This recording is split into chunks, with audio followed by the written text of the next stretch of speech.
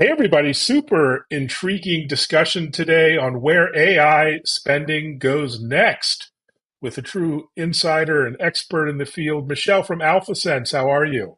I'm doing great. Thank you for having me today, Evan. Well, thanks for being here. Really intrigued by the expertise and insights that you and the firm provide. Before we dive in with lots of questions and your thoughts, maybe introduce yourself and your role at Alphasense. And who is Alphasense for those who may not be familiar? Yeah, of course. Let me start by letting you know my name is Michelle Brophy. I am the Director of Research for TMT with Alphasense. I've spent the better part of my career as an investor and an analyst on the buy side of Wall Street. About 10 years with a long short equity hedge fund in New York City as a senior analyst covering technology, and following that with a family office as a technology portfolio manager and senior analyst. And particularly as a former buy-sider, I'm really excited to be part of Alphasense, as I've been really pretty inspired by the power of the AI platform. And as you mentioned, Evan, for those of you who may be unfamiliar with Alphasense, Alphasense is a AI-powered market intelligence and search platform that helps enterprise customers. We have about 4,000 enterprise customers at this point, Evan, so including the majority of the S&P 500. And our goal is really to help them find the answers they need to make better decisions quickly and confidently. The company started in 2011, actually, and we're up to 1,300 employees worldwide. We cover ranging industries beyond technology, energy, industrials, consumer goods, just to name a few. And just an exciting plug for everyone. We just crossed the $200 million revenue mark this week. And so that's really exciting for our company's history. So AI powered market research, and it's a really exciting place to be. Wow, you're in the middle of it all now with all the excitement around AI investment and spending. Something you spend a lot of time thinking about. Maybe tell us about what's top of mind for you these days around AI and the issues that are top of mind to your clients. Yeah, as director of research for technology, I had one of the areas of our company called Expert Insights, and those insights are used to uncover some proprietary data points, as you mentioned, for more of the strategic business decisions. And being in the thick of it in AI and hearing from CISOs and CIOs and CTOs in terms of what they're thinking, in terms of what they're planning, is really the place to be, and how we really glean some really interesting information. So on this topic, the first thing I want to say to you about generative AI, Evan, is from our experts' opinions across the board, generative AI is really here to stay. We can argue about the hype and the reality and what stage we're in. We're in early stages, in my view. The competitive landscape is increasing, but so is the pace of innovation and development, and the rapid pace at which constraints are being put on existing infrastructure and security offerings is fairly evident to us right now. Yes, indeed, exciting time. So let's dive right in. I mean, where should company business leaders focus their spending in areas like AI, Gen AI, to enhance their capabilities, let's say, efficiencies, revenue, Yeah, on and on? I think the first place that we need to talk about is really infrastructure. People talk about the first tranche of infrastructure really being in place at this point. The big name is, of course, NVIDIA, but there's a lot more that's being considered, and we've seen that in the last earnings reports, especially with names like SMCI and Dell coming up big in the hardware category. Our experts are actually saying that hardware spend is going to be 50 to 60% of spend in the next few months or year. So that's Mm. kind of an interesting, when we first started talking about AI and the hype, and it came out like in December of 2022, it was all about how it was going to change the workplace automatically, and everything was going to just automatically change. The truth of the matter is that the existing infrastructure out there needs to be improved and upgraded, and so that's why this picks and shovels trade seems to be working at the moment, is because those companies are really making money, and they're really setting the tone for what the future will look like. And that's why sort of reiterate, it's not going to be such a hype cycle as some may think it's going to be. Our experts really believe that the setup is there for a big tailwind in the future. I'll start off by saying NVIDIA is clearly the leader. We're talking about a $90 billion calendar 2024 accelerator market. Estimates have put that at like 200 billion for 2027 calendar year. Our experts see the competitive field evening out over several years, with hyperscalers also trying to build out their in-house designs. You hear about a number of companies out there, big tech, Amazon Trainium, and Inferentia chips. You've heard just this week, Google's improved their own TPUs, which is a similar offering as an NVIDIA GPU for those who are unaware. Meta's announced their MTIA, and Microsoft is out with their Maya chip. You've also got the traditional companies like AMD and Intel introducing competitive offerings. It remains to be seen whether those companies are going to catch up with NVIDIA, but the market cap is there. Then we're talking about TAMs of $200 billion in just a couple of years for the chips alone. So I'll stop there if you want to follow up on any of the chip discussion. And beyond that, there's obviously more to talk about on the hardware side. Yeah, well, with so much to unpack, so fascinating to get the thumbnail sketch. Enterprises, as you know, have been on a tear the last decade plus on cloud investment, public cloud in particular. Do you see an increase on the cloud spend for AI related applications as well? Yeah, 100%. I mean, I think that it's been Hmm. pretty clear from the big tech earnings report that the 2023 story of optimization has broadly passed us. We're now talking about a reacceleration of that cloud spend overall. But once again, I think a lot of it comes down to cloud infrastructure and what we're playing on. Microsoft and OpenAI just came out with this plan to spend $100 billion on data centers, calling it a Stargate supercomputer.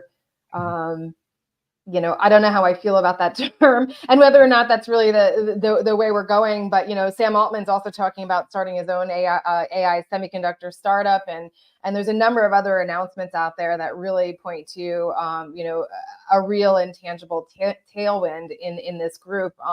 But once again, I point back to things like high band memory and servers and semiconductors outside of NVIDIA really seeing a tailwind as sort of this picks and shovels play, where we really need to see the infrastructure improve before the productivity and efficiency gains happen in the cloud. But that spending is certainly coming.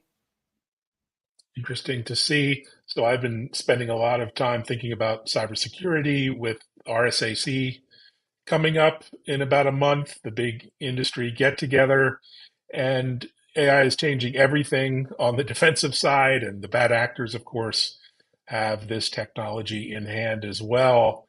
But what do you think about cybersecurity spending for related to AI? Maybe protecting AI infrastructures. There's probably going to be a big investment there as well. Yeah, I agree with you. It's going to be a big investment no matter what, whether it be in the cloud or the hardware. It seems like everyone's sort of coming to the realization that not only do regular infrastructure services need to be upgraded, but the security along with that needs to be Mm, upgraded. There's a couple of things I will say. Cybersecurity seems to be presenting a tale of two cities for AI. On one hand, we have AI applications increasing the shots on goal by bad actors, as you mentioned, and breach headlines, by the way, also out there at an increasing mm, clip. But it's also paving the way for a flourishing period of innovation for all these leadership names that have actually laid out AI strategies. I mean, you see it with CrowdStrike and their Charlotte AI. Recently at Alphasense, we picked up on three key areas of potential focus for cyber with respect to AI applications. The number one I would name to you, Evan, is data leakage. It seems that data accessed by the models, data that may be leaked, enterprises really need to be concerned with a way to create classification and cataloging standards to ensure that data is appropriately protected, really, and accessed by those Gen AI apps. That's a real area of concern and focus for the companies that we've been talking to. I would also say number two is data lineage. The conversations that are happening with our CISOs and CIOs seem to point to partners and customers talking a lot about how to delineate inputted data versus outputted data with respect to the future of Gen AI applications. Lastly, I'll just say on AI security overall, there's concerns about, just protecting that surface area of Gen AI. It's on the rise, ongoing conversations about how to protect those attackers that are coming through. So those are the three areas that we've identified so far in terms of being the key areas of focus. But the bottom line is the threats are really changing, and the ability to mass customize is going up. And so the increase in frequency and capability to mount attacks is also going up. On the flip side, again, security companies can utilize AI and do more with fewer people. So it remains to be seen how that shakes out in the longer term, but there's really interesting things happening in this area. Yeah, no, it's fascinating to watch. And we're seeing, some industries adopt the AI technology more aggressively already than others. And, we've seen in the past certain industries kind of fall behind in adopting cutting edge tech. I think of healthcare personally, where despite all the amazing science and medical advances, we still use fax machines and clipboards at our local doctor's offices. But so, what industries do you think are at risk of disruption if they just ignore this whole AI investment Honestly, I think thesis? they all are. I mean, I think the Oh, okay. truthfully, the crux of AI can really improve, any vertical from healthcare on down the line. I will say that healthcare applications seem to be the most exciting, especially Mm, being able to discover new genes, for instance, it's like 20% productivity increases in terms of being able to run the data faster and find the anomalies within the data. That's what our experts are saying anyway, as preliminary as it is. I would say that any evidence that's being able to be harvested and mined from the healthcare sector is going to be something that's going to see a vast improvement from AI applications for sure. I think some of the areas you may see some slower adoption is areas like financial services and insurance companies, where you have some more risk involved. We haven't quite worked out some of the privacy issues involved with generative AI, and I think there may be some slower adoption in terms of the consumer, or maybe those companies that touch consumer with more intense privacy requirements. yeah, for sure. Great point. Um, it seems every big tech company has gone all in on AI and investment and innovation. It's had Google Cloud Next just wrapped up this week. Amazing news all week. But who are the key Amazing. players? Yeah, it's been amazing to watch both as a user, a customer of Google services, but also just as an observer of the industry. But who do you track as the key players leading AI innovation? Is it really the big tech companies? I think we're seeing big tech really leading the way because they have the cash, right? I mean, at this point, Mm, we're not talking about really nascent players unless they're getting the funding. I think something like 90% of the private investments are coming from the corporate level. So the mm. startups are really getting funded by the Googles and the Amazons of the world. Big tech looks like they're trying to find their lanes, but they're also still looking for optionality. I'll talk about Amazon for a second as we're talking about that, right? They're home growing their own chips in Trainium, and they're also looking at Bedrock. But as they're looking at their customer needs, they're also investing in Anthropic. So they're still doing $4 billion investment with an outside LLM rather, sorry. And the reason being is Andy Jassy said it yesterday in an interview. He wants to keep optionality for his customers and let the customers decide what they prefer at this moment. So it seems like we're at a key juncture of that innovation really taking place, but big tech's able to lead the way because they're able to invest in-house and out-house in a way, because they Mm, can afford to. So it's really a tide lifting all boats at this point in terms of who's innovating, but the cash is definitely coming from big tech.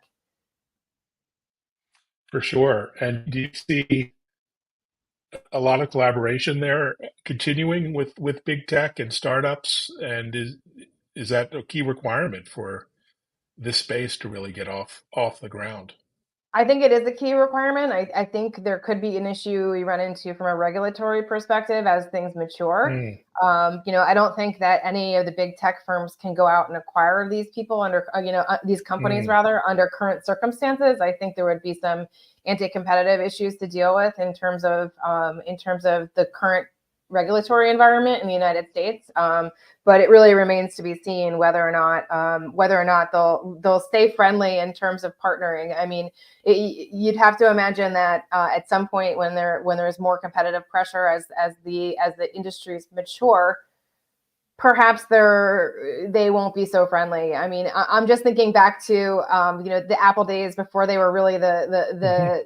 the main competitor in the mobile space, right? They were friendly with everybody, but that that wall tends to close as things get more competitive. I've been thinking about this with respect to a report that came out a couple weeks ago that potentially Apple would go with Google's LLM Gemini for their next iteration of Mm. iPhone. And it's perfectly to your question. I mean, will they partner with Google? Would they partner with someone who's their competitor on something so important as an LLM? And I guess the other prong to that question is, well, it depends on how far behind they are the curve. We don't really know. We're never going to really know what's happening at Apple until something happens. So our experts are opining on it. I've been asking them myself. I'm super fascinated by what's going to happen next. For those who are listening, AI at the edge really means AI over your device. We're currently talking about AI applications happening in a cloud environment, and things really change if we're starting to talk about a mobile climate. And Google seems really well set up with Gemini and their LLM efforts there. They've been working with Samsung and Android models, and it seems to be moving forward. And we don't really know how far behind Apple is. Albeit they have their own chips in-house that seem to be able to handle the traffic. It, it stands to reason that they may be behind since they've been focused more on the auto market. Yeah, it would be fascinating to watch, particularly as an Apple customer and fan, to see how that evolves. You talk to so many different enterprises out there. What are the main challenges and roadblocks you see in the enterprise with AI adoption and deployment at the moment? I think the number one main challenge for enterprise, well, there's two key challenges for enterprise, right? There's ROI is number one. We've been in an 18-month cycle of what LLMs can offer the AI world, but it's expensive and it hasn't gotten any less Mm, expensive, particularly due to hardware constraints. So enterprise, I think, is really struggling with how they can show value somewhere along the line. We've seen it in the last couple of earnings periods where conceptually it's been interesting, and a lot of companies are out there talking about roadmaps, but they're not monetizing quite yet. And I think the general consensus is they will mostly, but I think the investor base may run out of patience in the meantime for some of the companies somewhere along the way. So there's a bit of a dichotomy going on between what investors are seeing on the bottom line versus what is being invested into this world. But I do think it's super exciting, and those who have genuine roadmaps that they can articulate clearly in the next 12 to 24 months are really going to stand out from those who can't. That's yes. number one. Number two is privacy. I think enterprise is just really concerned with uptake and what it means for their internal security. Can they have their employees, exposed to data leakage? Will they have all of this in the cloud? Will it be a hybrid model? Are they going to go on-prem with some of the data? These are things that I think that enterprise is really dealing with right now in terms of where the data resides. I think that we're leaning more towards some of it will be in the cloud, and then some of the more, intricate, company sensitive information will be perhaps on smaller LLMs within their own enterprise setting. So I think we are moving kind of an interesting way. So it's kind of happening right now in my view. I don't know if you have an opinion there, but I feel like we're moving to this sort of climate of more hybrid environment, where enterprise can feel safe that their data is safeguarded, but they are getting some of the elements of AI. Yeah, I would agree. As a small business owner myself, I've used 12, 15 different tools already, so I'm already spending in the thousands on AI technology. So I can only imagine that being multiplied by millions of businesses. So very exciting. And speaking of AI adoption, you at AlphaSense talk about incorporating AI into your practice. And so how does Yep. that work? What does it mean for you and your colleagues and your customers? Yeah, we deploy AI applications on a range of items. We've been moving aggressively to deploy AI for our customers in terms of our search capabilities. So if you think about our Mm, expert insights, we do a lot of ETL work, expert transcript library work, where we're building our library, amassing a huge amount of data, and our customers are able to search and have that functionality and look for the insights they need. Outside of the expert insights arena, AlphaSense in general caters to a broad array of customers, and so we also offer filings and private company reports and press and broker research, and our clients are able to search all of it for whatever their market intelligence needs mm. are. So it's a really powerful platform, whether you're an investor or you're on the corporate side, and you're able to really tap into whatever those sources of information you're looking for are, whether it be a filing on Edgar, whether it be a broker report from sell side, or whether it be an expert transcript that you're looking for. And therefore, and beyond that, you're able to tap into the expert library and then reach out to that expert yourself and conduct your own interview. So it's really a powerful Wow. way of market intelligence. Layered on all of that is AI capability. So things like smart summaries of transcripts are available. Things like things like smart search are available. A lot of Mm. AI capabilities that we offer our client base. That's phenomenal. Have to give it a look. Well, it's been Yeah. very interesting and informative. I learned a lot just in this short 20 minutes. What are you looking forward to over the next few weeks, months? Any events or meetups or other travel? I'm looking forward to seeing, what happens in June with Apple. I want to see if they're going to launch Mm, an iPhone with an LLM in it, or some kind of Siri capabilities that embed AI functionality. I think that's going to be really interesting to see.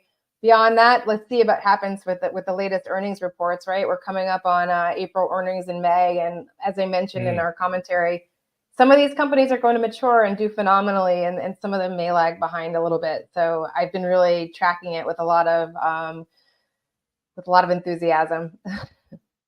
Fantastic. Well, really delight catching up and look forward to another chat in 6 months and see where we are in this industry. Thanks so much, Michelle. And thanks everyone for Amazing. watching. Thank you, Evan. Appreciate it. One last plug for AlphaSense. I'll just encourage our viewers to check us out on Twitter and check out our website if you're interested in finding out more. So thanks so much for having me, Yeah, Evan. I really I appreciate would it. agree. Yeah, you guys put out some very informative and insightful content. So very educational. Thanks, Michelle. Thanks so much, Evan. Take care.